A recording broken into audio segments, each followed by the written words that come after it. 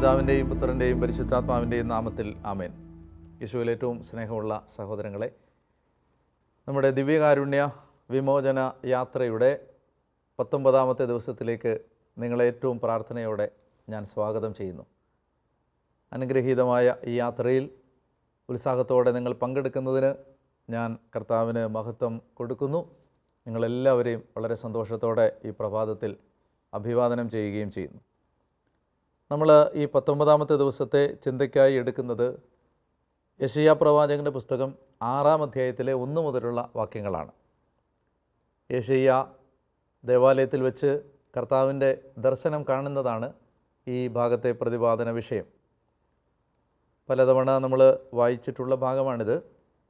നമ്മൾ ഇന്ന് ഈ കാര്യം ദിവ്യകാരുണ്യവുമായി ബന്ധപ്പെട്ടാണ് വ്യാഖ്യാനിക്കാൻ ആഗ്രഹിക്കുന്നത്. യെശയ്യാ ദേവാലയത്തിൽ പ്രാർത്ഥിക്കാൻ ചെന്നതാണ്.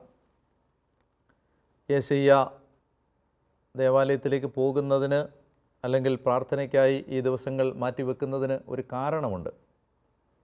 അത് ഉസിയാ രാജാവ് മരിച്ച് സിംഹാസനം അക്ഷരാർത്ഥത്തിൽ ഒഴിഞ്ഞുകിടന്ന ഒരു സമയത്താവണം യെശയ്യാ ദേവാലയത്തിലേക്ക് പോയത്. ഉസിയാ രാജാവിൻ്റെ മരണവും യെശയ്യായുടെ ദേവാലയത്തിലേക്കുള്ള യാത്രയും തമ്മിൽ എന്താണ് ബന്ധം എന്ന് ചോദിച്ചാൽ, യെശയ്യാ ഉസിയാ രാജാവിൻ്റെ ബന്ധുവായിരുന്നു.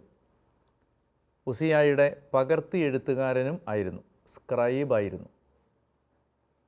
മറ്റ് ഒരു പ്രവാചകനും ഉണ്ടായിരുന്നതിനേക്കാളധികം കൊട്ടാരത്തിൽ സ്വാധീനമുണ്ടായിരുന്ന പ്രവാചകനാണ് യെശയ്യാ. രാജാവിൻ്റെ ബന്ധുവാണ്, രാജാവിൻ്റെ പകർത്തി എഴുത്തുകാരനാണ്, കൊട്ടാരത്തിൽ സർവ്വസ്വാതന്ത്ര്യത്തോടെ കയറിയിറങ്ങാൻ അവകാശാധികാരങ്ങൾ സിദ്ധിച്ചിട്ടുള്ള ആളാണ്.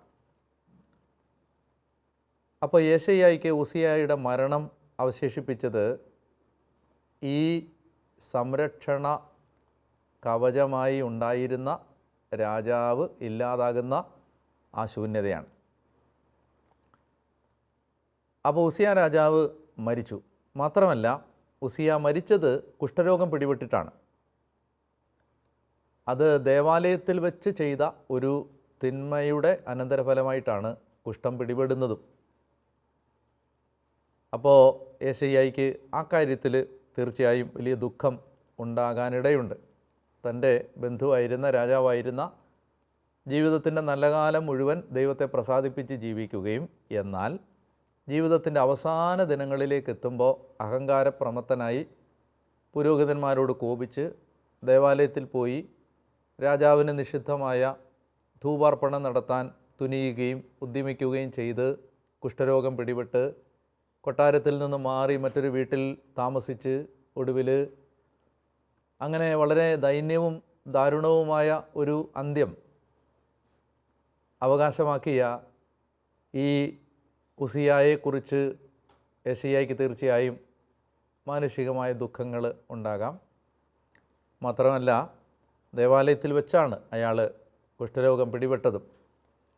ഇങ്ങനെ സമ്മിശ്രമായ ഓർമ്മകൾ, ചിന്തകളൊക്കെയായി ഈ മനുഷ്യൻ ദേവാലയത്തിൽ വളരെ ദുഃഖിതനായി ഇരിക്കുമ്പോഴാണ്, പ്രാർത്ഥനയ്ക്കായി ചെലവഴിക്കുമ്പോഴാണ് യെശയ്യായ്ക്ക് ഈ ദർശനം ഉണ്ടാവുന്നത്. നമ്മൾ നമ്മുടെ ജീവിതത്തിൽ ഇന്നുവരെയും നമ്മൾ കാണാത്ത ദൈവത്തെ കാണുന്നത് നമുക്ക് ചില സങ്കടങ്ങൾ ഉണ്ടാകുമ്പോഴാണ്. ദുഃഖകാലങ്ങളിലാണ് നമ്മൾ ദൈവത്തെ കൂടുതൽ ആഴത്തിൽ പരിചയപ്പെടുന്നത്. ദൈവത്തിന് നമ്മുടെ ജീവിതത്തിൽ ഉണ്ടായിരുന്ന സ്ഥാനം, അല്ലെ ദൈവം നമ്മുടെ കൂടെയുള്ള സാന്നിധ്യം, ഇതെല്ലാം നമ്മൾ പലപ്പോഴും നല്ല കാലങ്ങളിൽ തിരിച്ചറിയാൻ സാധ്യതയില്ല. അങ്ങനെ ഈ സങ്കടകാലത്ത് യെശയ്യായ്ക്ക് കർത്താവിനെ കാണാൻ കഴിയുകയാണ്. യെശയ്യാ എങ്ങനെയാണ് ദൈവത്തെ കാണുന്നത്? യെശയ്യാ ദൈവത്തെ കാണുന്നത് ഉന്നതമായ ഒരു സിംഹാസനത്തിൽ ഇരിക്കുന്നതായിട്ടാണ്. എപ്പോഴും ദൈവത്തിൻ്റെ സിംഹാസനം ദേവാലയത്തിൽ സ്ഥാപിതമായിരിക്കുന്നു എന്ന ചിന്തയാണ് യഹൂദർക്കുണ്ടായിരുന്നത്. ആ ദൈവത്തിൻ്റെ സിംഹാസനമാണ് ദേവാലയത്തിലെ യഥാർത്ഥത്തിൽ ബലിപീഠം. അപ്പോൾ ദേവാലയത്തിൽ കർത്താവിൻ്റെ സാന്നിധ്യം യെശയ്യാ പ്രകടമായി കാണുകയാണ്. നമ്മൾ ബലിയർപ്പിക്കാനായിട്ട് പോകുമ്പോൾ യഥാർത്ഥത്തിൽ നമ്മൾ കാണുന്നില്ലെന്നേ ഉള്ളൂ. യെശയ്യാ കണ്ടതുപോലെ മഹത്വം നിറഞ്ഞ ദൈവത്തിൻ്റെ സാന്നിധ്യം ദേവാലയത്തിൽ നിറഞ്ഞു നിൽക്കുകയാണ്. അങ്ങനെ യെശയ്യാ ഈ കാഴ്ച കണ്ട് അയാൾ വളരെ അസ്വസ്ഥനായി, വളരെ ഭയപ്പെട്ടു. യെശയ്യായെ ഭയപ്പെടുത്തിയ കാഴ്ച ഇത്രയും കാലവും അദ്ദേഹത്തിന് മനസ്സിലാകാതിരുന്ന ഒരു കാര്യം അദ്ദേഹത്തിന് മനസ്സിലാവുകയാണ്. താൻ ആരാധിക്കുന്ന ദൈവം ആരാണെന്ന് അദ്ദേഹത്തിന് മനസ്സിലാവുകയാണ്. അത് ഒരു കാഴ്ചയിലൂടെയാണ് അദ്ദേഹം മനസ്സിലാക്കുന്നത്. ആ കാഴ്ച സെറാഫുകൾ എന്ന് പേര് വിളിക്കപ്പെടുന്ന മാലാഖമാർ ദൈവത്തിൻ്റെ ചുറ്റും നിൽക്കാൻ പോലും പറ്റാതെ പറന്ന് പറന്ന് പറന്ന് നടന്ന് അവരുടെ 6 ചിറകിലെ 4 ചിറക്, 2 ചിറക് കൊണ്ട് കണ്ണും 2 ചിറക് കൊണ്ട് പാദങ്ങളും മൂടി ദേഹമാസകലം തങ്ങളെ തന്നെ മറച്ചു പിടിച്ച് ബാക്കി 2 ചിറകുകൾ കൊണ്ട് പറന്ന് പറന്ന് ഇങ്ങനെ അസ്വസ്ഥരായി ദൈവത്തിൻ്റെ സാന്നിധ്യത്തിന് മുമ്പിൽ നിൽക്കാൻ പറ്റാതെ അങ്ങനെ ഒരു കാഴ്ച അദ്ദേഹം കാണുകയാണ്. ഈ കാഴ്ച അദ്ദേഹത്തെ ഭയപ്പെടുത്തി. കാരണം അദ്ദേഹത്തിന് ഇത്രയും കാലവും ഉണ്ടായിരുന്ന ധാരണ ദൈവത്തെക്കുറിച്ച് ഇങ്ങനെ ആയിരുന്നില്ല. ദൈവത്തിൻ്റെ മഹത്വം അദ്ദേഹം നേരിട്ട് കാണുകയാണ്. അത് കണ്ടു കഴിഞ്ഞപ്പോൾ അദ്ദേഹത്തിന് അവിടെ നിൽക്കാൻ പറ്റുന്നില്ല. ഏറ്റവും പരിശുദ്ധരിൽ പരിശുദ്ധരായ മാലാഖമാർക്ക് പോലും നിൽക്കാൻ കഴിയാത്ത വിധം അത്ര വലിയ പരിശുദ്ധിയാണ് ദൈവം എന്ന് അദ്ദേഹം തിരിച്ചറിയുന്നു. നമ്മൾ മനസ്സിലാക്കേണ്ട വളരെ പ്രധാനപ്പെട്ടൊരു കാര്യമാണത്. നമ്മൾ ആരാധിക്കുന്ന ദൈവം പരിശുദ്ധനാണ്. നമ്മൾ ദേവാലയത്തിൽ പോകുമ്പോഴും നമ്മൾ പ്രാർത്ഥനയ്ക്ക് ഇരിക്കുമ്പോഴും ബലിയർപ്പിക്കുമ്പോഴും എല്ലാം നമ്മുടെ ഉള്ളിൻ്റെ ഉള്ളിൽ നമുക്ക് ഈ ബോധ്യം ശക്തമായിട്ടുണ്ടാവണം. നമ്മൾ ആരാധിക്കുന്ന ദൈവം ആരാണ്? പരിശുദ്ധനാണ്. എന്ന് പറഞ്ഞാൽ നമ്മൾ പരിശുദ്ധിയോടുകൂടി വേണം ദൈവത്തെ സമീപിക്കാൻ. നമ്മളിൽ നിന്ന് ദൈവം ഏറ്റവും കൂടുതൽ ആഗ്രഹിക്കുന്നത് നമ്മൾ പരിശുദ്ധരാവണം എന്നതാണ്. കാരണം നമ്മൾ ആരാധിക്കുന്ന ദൈവം ആരാണ്? പരിശുദ്ധനാണ്. അപ്പോൾ ഇത് മനസ്സിലായി കഴിഞ്ഞപ്പോൾ, ദൈവത്തിൻ്റെ പരിശുദ്ധി കണ്ടപ്പോൾ അദ്ദേഹത്തിന് തൻ്റെ അശുദ്ധി മനസ്സിലായി. നമ്മൾ യഥാർത്ഥത്തിൽ ദൈവത്തെ കാണുന്നുണ്ടോ ഇല്ലയോ എന്ന് തിരിച്ചറിയാനുള്ള ഒരു പരിശോധന കൂടിയാണിത്. ദൈവത്തെ കണ്ടവരെല്ലാം തങ്ങളുടെ പാപാവസ്ഥയെ ഓർത്ത് ചങ്കത്തടിച്ച് കരയുന്നവരാണ്. ദൈവത്തെ കണ്ടവരെല്ലാം തങ്ങളുടെ ബലഹീനത എത്ര വലുതാണെന്ന് തിരിച്ചറിയുന്നവരാണ്. സഭയിലെ വലിയ ഒരു വിശുദ്ധനായിരുന്നു ഫ്രാൻസിസ് അസീസി. അദ്ദേഹം മരിക്കുന്നതിൻ്റെ തലേന്ന് പോലും ചങ്കത്തടിച്ച് കരഞ്ഞത് ദൈവമേ ഞാൻ എത്ര മഹാഭാവിയാണ് എന്ന് പറഞ്ഞിട്ടാണ്. അന്ന് ജീവിച്ചിരുന്നവരിൽ ഏറ്റവും വലിയ വിശുദ്ധനാണ്. ഇന്നും 2ാം ക്രിസ്തു എന്ന പേരിൽ അദ്ദേഹമാണ് അറിയപ്പെടുന്നത്. അദ്ദേഹത്തോളം ക്രിസ്തുവിനെ അനുകരിച്ച മറ്റൊരാളില്ലാത്തതുകൊണ്ട് 3ാം ക്രിസ്തു എന്ന് വേറൊരാളെ വിളിച്ചിട്ടുമില്ല. അത്രയും ആഴത്തിലും ദൈവത്തെ അഗാധമായും പരിശുദ്ധമായും സ്നേഹിച്ച ഒരു മനുഷ്യൻ തൻ്റെ മരണത്തിൻ്റെ തലേ രാത്രിയിൽ ചങ്കത്തടിച്ച് കരയുന്നത് ഞാൻ മഹാഭാവിയാണ് എന്ന് പറഞ്ഞിട്ടാണ്. പാദ്രെ പിയോ എന്ന് പറയുന്ന വിശുദ്ധൻ 12 തവണയിൽ കൂടുതൽ കുമ്പസാരിച്ച ദിവസങ്ങളുണ്ടെന്ന് ഞാൻ കേട്ടിട്ടുണ്ട്. കൊച്ചു ത്രേസ്യ പുണ്യവതി മരിക്കുന്നതിൻ്റെ തലേന്ന് പോലും കരഞ്ഞത് ഞാനത്ര അഹങ്കാരിയാണ് എന്ന് പറഞ്ഞിട്ടാണ്. എന്ന് പറഞ്ഞാൽ സഭയിൽ മഹാവിശുദ്ധരെന്ന് പേര് വിളിക്കപ്പെട്ട ആളുകൾ പോലും മരണത്തിൻ്റെ തലേന്ന് വരെ അവർ തങ്ങൾ പാപികളാണ് എന്ന സത്യം തിരിച്ചറിഞ്ഞവരാണ്. ഞാൻ പറഞ്ഞു വരുന്നത്, നമ്മൾ ദൈവത്തെ സമീപിക്കുമ്പോൾ നമുക്ക് പാപബോധം ഉണ്ടാവും. നമ്മൾ യഥാർത്ഥത്തിൽ ദൈവത്തെയാണോ ആരാധിക്കുന്നത് അതോ നമ്മളുണ്ടാക്കിയ ദൈവങ്ങളെയാണോ എന്ന് തിരിച്ചറിയാനുള്ള വഴി നമുക്ക് യഥാർത്ഥ പാപബോധം ഉണ്ടാവുന്നുണ്ടെങ്കിൽ ദൈവത്തിൻ്റെ അടുത്തേക്ക് വരുമ്പോൾ നമ്മൾ അയോഗ്യരാണ്, ദൈവമേ നിൻ്റെ മുമ്പിൽ നിൽക്കാൻ എനിക്ക് യോഗ്യതയില്ല, ഞാൻ പാപിയാണ് എന്ന മനോഭാവം ഉണ്ടാകുന്നുണ്ടെങ്കിൽ നമ്മുടെ ആരാധന കറക്റ്റാണ്. എന്നാൽ അതുണ്ടാവുന്നില്ലെങ്കിൽ പിന്നെയും നമ്മൾ പാപത്തിൽ തന്നെ ജീവിക്കാനാണ് ഇഷ്ടപ്പെടുന്നതെങ്കിൽ, പാപം തിരുത്താനായിട്ട് നമുക്ക് ആഗ്രഹമില്ലെങ്കിൽ, പാപത്തിന് നമുക്ക് പിന്നെയും ദാഹമാണ് കൂടുന്നതെങ്കിൽ തീർച്ചയായിട്ടും നമ്മുടെ ആരാധനയ്ക്ക് എന്തോ അപാകതയുണ്ടെന്നാണ് അതിൻ്റെ അർത്ഥം. യഥാർത്ഥ ആരാധന നമ്മളെ വിശുദ്ധരാക്കി മാറ്റും. അതുകൊണ്ട് ഓരോ കുർബാനയിലും പങ്കെടുക്കുമ്പോൾ ഈ ഒരു കാര്യം നമ്മൾ പ്രാർത്ഥിക്കണം. കർത്താവേ, എനിക്ക് പാപിയാണെന്നുള്ള ആ ബോധ്യം നൽകണേ, യഥാർത്ഥമായ അനുതാപം എനിക്ക് തരണേ, നിന്നെ യഥാർത്ഥത്തിൽ കാണാൻ എന്നെ സഹായിക്കണമേ. വലിയ പാപബോധം കർത്താവ് യെശയ്യായ്ക്ക് കൊടുത്തു. അപ്പോൾ അദ്ദേഹം ഉറക്കെ കരയുകയാണ്. അദ്ദേഹം പറയുകയാണ്, എനിക്ക് ദുരിതം. നിങ്ങൾ ഇതിന് തൊട്ട് മുമ്പത്തെ 5-ാമത്തെ അധ്യായം വായിച്ചിട്ടുണ്ടെങ്കിൽ യെശയ്യ അവിടെ ഏതാണ്ട് 5-6 കാര്യങ്ങൾ മറ്റുള്ളവരിൽ ചൂണ്ടിക്കാണിച്ചിട്ട് അവർക്ക് ദുരിതം എന്ന് പറഞ്ഞ ആളാണ്. നിനക്ക് ദുരിതം, നിനക്ക് ദുരിതം, നിനക്ക് ദുരിതം എന്നൊക്കെ പറഞ്ഞ് മറ്റുള്ളവരുടെ കുറ്റങ്ങൾ കണ്ടുപിടിച്ചിരുന്ന ആളാണ് 5-ാം അധ്യായത്തിൽ യെശയ്യ. 6-ാം അധ്യായത്തിൽ വരുമ്പോൾ ദൈവത്തെ കണ്ടു കഴിയുമ്പോൾ അദ്ദേഹം പറയുകയാണ്, എനിക്ക് ദുരിതമെന്ന്. അവിടെ അയാൾ മറ്റുള്ളവരുടെ കുറ്റങ്ങളൊന്നും കാണുന്നില്ല, അയാളുടെ കുറ്റങ്ങൾ കാണുകയാണ്. ഞാൻ എത്ര വലിയ പാപിയാണെന്ന് തിരിച്ചറിയാണ്. എനിക്ക് ദുരിതം, ഞാൻ നശിച്ചു. എന്തെന്നാൽ ഞാൻ അശുദ്ധമായ അധരങ്ങളുള്ളവനും അശുദ്ധമായ അധരങ്ങളുള്ളവർക്ക് മധ്യേ വസിക്കുന്നവനുമാണ്. രാജാവ് മരിച്ചത് കുഷ്ഠരോഗിയായി തീർന്നാണ്, അശുദ്ധനായി തീർന്നാണ്. അത് യെശയ്യ ഓർക്കുകയാണ്. രാജാവ് മുതൽ ജനം മുഴുവൻ പാപികളാണെന്നും ഞാൻ അതിൽ ഏറ്റവും വലിയ പാപിയാണെന്നും അയാൾ തിരിച്ചറിയുകയാണ്. നമുക്ക് ഇങ്ങനെ കുർബാനയിൽ ഒരു പാപബോധം ഉണ്ടായാൽ നമ്മൾ മറ്റുള്ളവരെ കുറ്റം വിധിക്കുന്ന ഒത്തിരി പ്രവണതകൾ നമ്മളിൽ നിന്ന് മാറിപ്പോയേനെ. എന്നാൽ നമ്മൾക്ക് അത് ഉണ്ടാവുന്നില്ല എന്ന് മാത്രമല്ല, നമ്മൾ കുറേ കൂടി ആത്മീയരായി മാറുന്നതനുസരിച്ച് കുറേ കൂടി മറ്റുള്ളവരെ വിധിക്കുന്നവരായി മാറുകയും ചെയ്യുകയാണ്, ഫരിസേയരായി മാറുകയാണ്. നമ്മൾ കുർബാനയ്ക്കൊക്കെ പോയി വരുന്നവർ എത്രമാത്രം മറ്റുള്ളവരെ കരുണയോടെ കാണേണ്ടവരായിരുന്നു. പക്ഷേ അതിന് നമുക്ക് കഴിയുന്നുമില്ല. നമ്മൾ നമ്മളെ തന്നെ നീതീകരിക്കുന്നു, നമ്മൾ നല്ലവരാണെന്ന് വിചാരിക്കുന്നു, മറ്റുള്ളവരുടെ ചെറിയ കുറ്റങ്ങൾ പോലും വലുതായി അവതരിപ്പിക്കുകയും ചെയ്യുന്നു. അപ്പോൾ നമ്മുടെ ആരാധനയ്ക്ക് ശരിക്കും അപാകതയുണ്ടെന്നാണ് അതിൻ്റെ അർത്ഥം.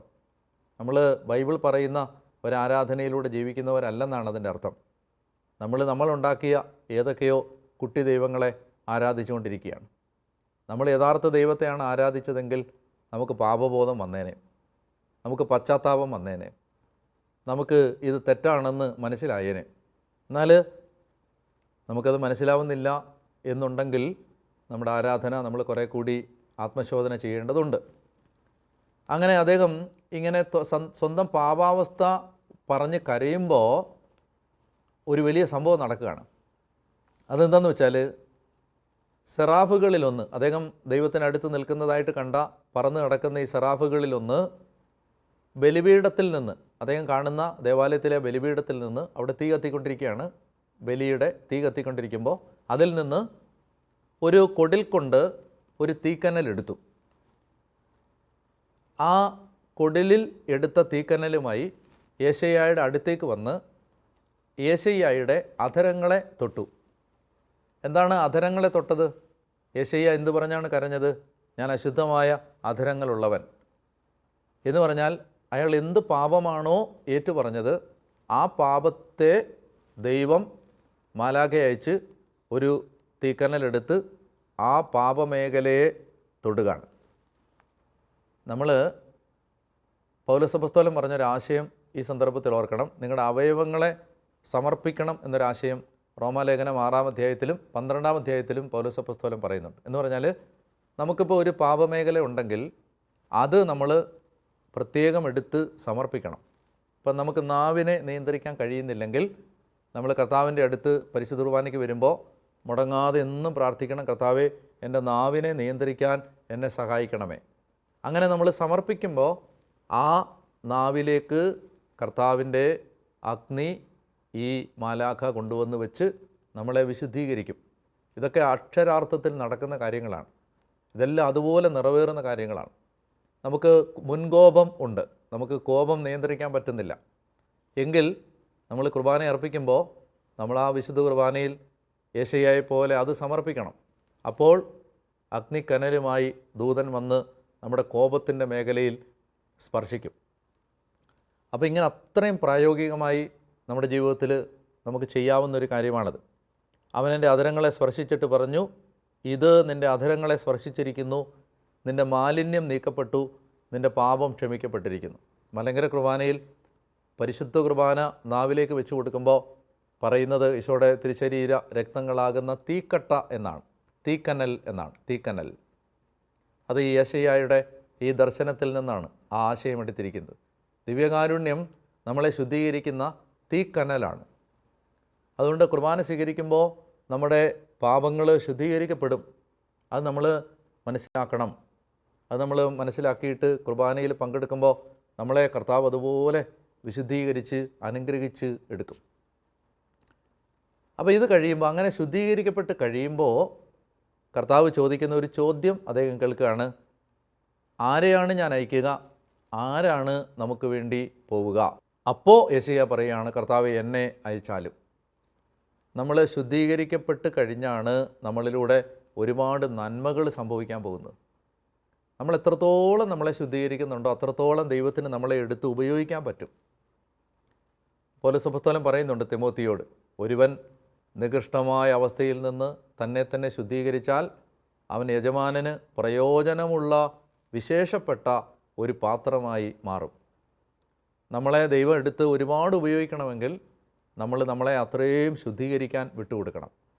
നമ്മുടെ ഏറ്റവും ചെറിയ പാപങ്ങൾ പോലും കണ്ടെത്തണം. ഞാൻ എൻ്റെ ഒരു അനുഭവം പറഞ്ഞാൽ, ദൈവം കൂടുതൽ നമ്മളെ ഉപയോഗിക്കാൻ ആഗ്രഹിക്കുമ്പോൾ നമ്മൾ ഒരു കാലത്ത് ആണെന്ന് വിചാരിക്കുക പോലും ചെയ്യാത്ത മേഖലകൾ ദൈവം കാണിച്ചു തന്ന് നമ്മളെ ബോധ്യപ്പെടുത്തി അതിനെക്കുറിച്ച് അനുദപിക്കാൻ ആവശ്യപ്പെട്ട് നമ്മളെ കൊണ്ട് അനുദപിപ്പിച്ച് ശുദ്ധീകരിച്ചെടുക്കുന്ന ഒരു അനുഭവം എനിക്ക് കാണാൻ പറ്റിയിട്ടുണ്ട്. അതായത് ഒരു കാലത്തൊക്കെ അതൊക്കെ നിസ്സാരമായിട്ട് വലിയ കാര്യങ്ങളല്ല എന്ന് വിചാരിച്ച് തള്ളിക്കളഞ്ഞ ചില മേഖലകളൊക്കെ കർത്താവ് സ്വപ്നത്തിലൂടെയും അതുപോലെ തന്നെ ചില സന്ദേശങ്ങളിലൂടെയും ഒക്കെ വെളിപ്പെടുത്തി തന്ന് അതിനെക്കുറിച്ച് അനുദപിക്കാൻ ആവശ്യപ്പെട്ട് അങ്ങനെ ശുദ്ധീകരിച്ചെടുക്കുന്ന ഒരു അനുഭവം കാണാനിടയായിട്ടുണ്ട്. എന്ന് പറഞ്ഞാൽ ദൈവസന്നിധിയിൽ ഒരു ചെറിയ പാപം പോലും അത്രയും ഗൗരവമുള്ളതാണ്. അതുകൊണ്ട് നമ്മൾ ഇങ്ങനെ കുർബാനയിൽ പങ്കെടുക്കുമ്പോൾ ഈ യെശയ്യായെ വിശുദ്ധീകരിച്ചതുപോലെ ദൈവമേ എന്നെ വിശുദ്ധീകരിക്കണമേ എന്ന് ആഗ്രഹിച്ച് പ്രാർത്ഥിക്കണം. അങ്ങനെ യെശയ്യായ്ക്ക് ആ നിയോഗം കിട്ടുന്നത് 3 കാര്യങ്ങളാണ് യെശയ്യാ കണ്ടത്. 1, ദൈവം പരിശുദ്ധനാണെന്ന് മനസ്സിലായി. 2, തൻ്റെ പാപാവസ്ഥ മനസ്സിലായി. 3, അദ്ദേഹത്തിന് താൻ ചെയ്യാനുള്ള നിയോഗം, തൻ്റെ ദൈവരാജ്യത്തിലെ ഉത്തരവാദിത്വം മനസ്സിലായി. നമുക്ക് ഓരോ ബലിയും ഈ 3 ബോധ്യങ്ങൾ തരുന്നുണ്ട്. അതുകൊണ്ട് അത് നമുക്ക് ഏറ്റവും ആഗ്രഹത്തോടെ ആ ഒരു ഉത്തരവാദിത്വം നമുക്ക് സ്വീകരിക്കാനായിട്ട് പരിശ്രമിക്കാം. നമ്മൾ ഇന്നത്തെ ഒരു പുണ്യമായിട്ട് നമ്മൾ അഭ്യസിക്കേണ്ടത് ഒരു വചനം നിങ്ങളുടെ ഓർമ്മയിലേക്ക് ഞാൻ കൊണ്ടുവരാം. നിങ്ങൾ ഓരോരുത്തരും മറ്റുള്ളവരെ നിങ്ങളെക്കാൾ ശ്രേഷ്ഠരായി കരുതണം.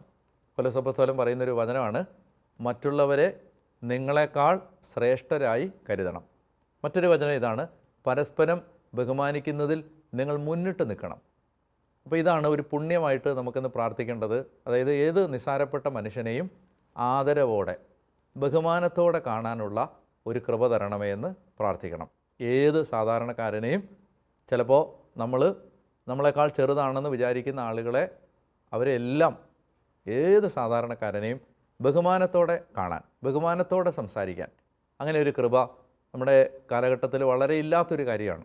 മര്യാദയോടെ സംസാരിക്കുക, ബഹുമാനത്തോടെ സംസാരിക്കുക, സ്നേഹത്തോടെ സംസാരിക്കുക. അങ്ങനെ ഒരു കൃപ നമുക്ക് കിട്ടുന്നതിന് വേണ്ടി ഇന്ന് പ്രാർത്ഥിക്കണം. അപ്പോൾ ഒഴിവാക്കേണ്ട തിന്മ എന്താണ്? പുച്ഛം, നിന്ദ, പുച്ഛം, മറ്റുള്ളവരോടുള്ള കണ്ടംപ്റ്റ്. അതായത് മറ്റുള്ളവരെ വളരെ ഭയങ്കര പുച്ഛത്തോടെ സംസാരിക്കുക, ഭയങ്കര അറപ്പോടെ സംസാരിക്കുക, അവരെ വിലയില്ലാത്തവരായിട്ട് സംസാരിക്കുക. ഇത് നമ്മളിന്ന് മാറിപ്പോവാൻ നമുക്ക് പ്രാർത്ഥിക്കണം. അപ്പോൾ പ്രാർത്ഥനയായിട്ട് നമ്മൾ പ്രാർത്ഥിക്കേണ്ടത്, ഈശോയെ, ഈ എളിയവരിൽ ഒരുവനെ പോലും നിന്ദിക്കാതിരിക്കാൻ എന്നെ സഹായിക്കണമേ. കർത്താവേ, ഈ എളിയവരിൽ ഒരാളെപ്പോലും നിന്ദിക്കാതിരിക്കാൻ എന്നെ സഹായിക്കണമേ എന്ന് പ്രാർത്ഥിക്കാം. അപ്പോൾ ടാസ്ക് എന്താണ്? ഇന്ന് നിങ്ങളൊരു 5 പേരോട് സംസാരിക്കുമ്പോൾ ഇതൊന്ന് മനസ്സിൽ വെക്കുക. ഒരു 5 പേരോട്. അപ്പോൾ ഇത് മനസ്സിലേക്കൊന്ന് കൊണ്ടുവന്നാൽ മതി. അപ്പോൾ ആ സംസാരിക്കുന്നവരോട് ബഹുമാനത്തോടെ സംസാരിക്കാൻ നമുക്ക് സാധിക്കും. ആരാധനയിൽ ഇതിന് വേണ്ട ആശീർവാദം, കൃപ നമുക്ക് പ്രാർത്ഥിക്കുകയും ചെയ്യാം.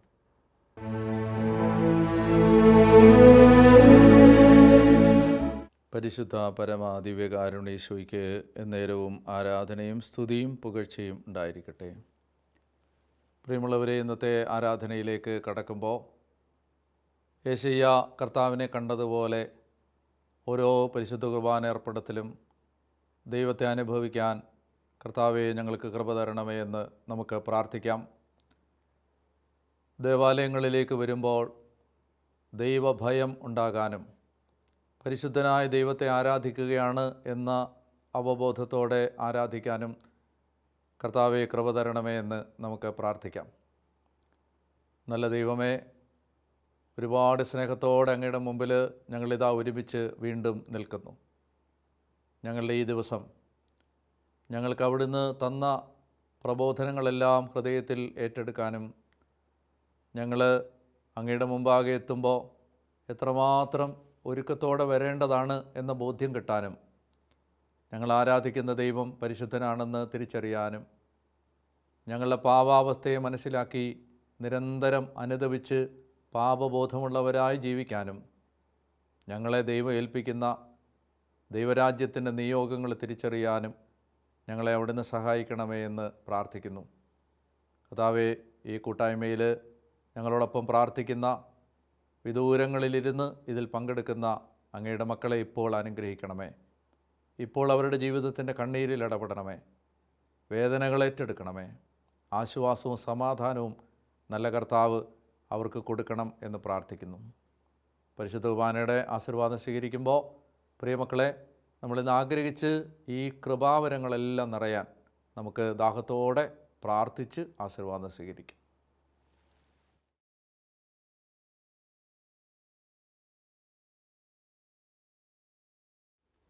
സർവശക്തനായ ദൈവം നിങ്ങളെയും നിങ്ങളുടെ കുടുംബത്തെയും അനുഗ്രഹിക്കട്ടെ. പരിശുദ്ധനായ ദൈവത്തിൻ്റെ കൃപ കൂടുതൽ പരിശുദ്ധിയോടെ ജീവിക്കാൻ നിങ്ങളെ സന്നദ്ധരും സജ്ജരുമാക്കി മാറ്റട്ടെ. പാപബോധമുള്ളവരായി മാറാൻ ഈ പരിശുദ്ധ കുർബാനയുടെ ആശീർവാദം നിങ്ങളെ സഹായിക്കട്ടെ. അനുതാപത്തോടെ ജീവിതത്തിൻ്റെ പാപാവസ്ഥകളെ തിരിച്ചറിയാനുള്ള കൃപാവരം നിങ്ങളുടെ കുടുംബാംഗങ്ങളിലെല്ലാം നിറയട്ടെ. എളിമയുള്ളവരും പാപബോധമുള്ളവരും അനുതാപമുള്ളവരുമായി തങ്ങളെ തന്നെ എളിമപ്പെടുത്തി കർത്താവിൻ്റെ മുമ്പിൽ നിൽക്കാൻ കർത്താവ് നിങ്ങളെ സഹായിക്കട്ടെ. രോഗപീഠകൾ യേശു സുഖപ്പെടുത്തട്ടെ. നിങ്ങളുടെ തകർച്ചകളിൽ ദൈവം ഇറങ്ങി വരട്ടെ. ഈ ദിവസം നിങ്ങൾക്ക് അനുഗ്രഹമായി മാറട്ടെ. യേശുവിൻ്റെ ശരീരത്തിൻ്റെ വിലയേറിയ യോഗ്യതകളാൽ തന്നെ. ആമേൻ. പരിശുദ്ധ പരമദിവ്യകാരുണ്യ ഈശോയ്ക്ക് എന്നേരവും ആരാധനയും സ്തുതിയും പുകഴ്ചയും ഉണ്ടായിരിക്കട്ടെ.